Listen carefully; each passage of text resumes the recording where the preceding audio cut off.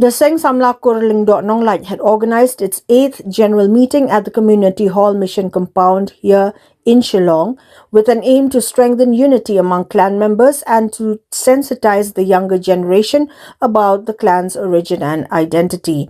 The meeting also witnessed the election of new office bearers, with Seiborlang Lyngdoh Nonglait being chosen as president and Charles Lyngdoh Nonglait as vice president besides others.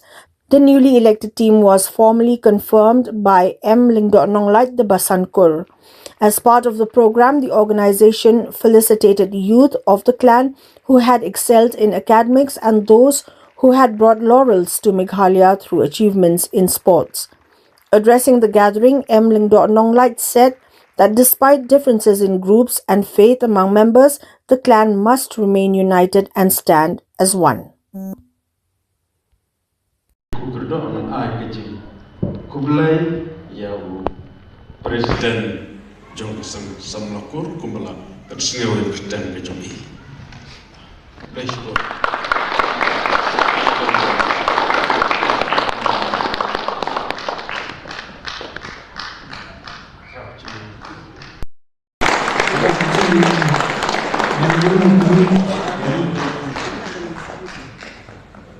Tentang faksi Mustad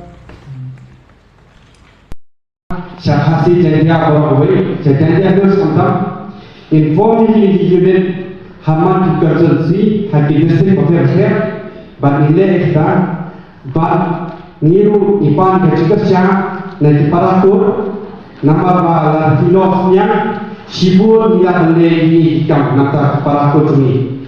In Kitiv, Sama Ibrahim Kampong, Kibaran Sport, Ki Wapa and Dan Hajikuli, Berkitim, Lembah Kafal Bafi Ai Sini. Lada Filos yang sini, ila baca kaya dulu, ini berkumpul setia buat condolence message. Kata ini persiapan berpeduli zaman sini. Lembah Filos yang ini, ini kan kami Filos yang ini. Ada di sepolikan dan Afrika compare. Mereka beri, dari pointer saja dengan lo.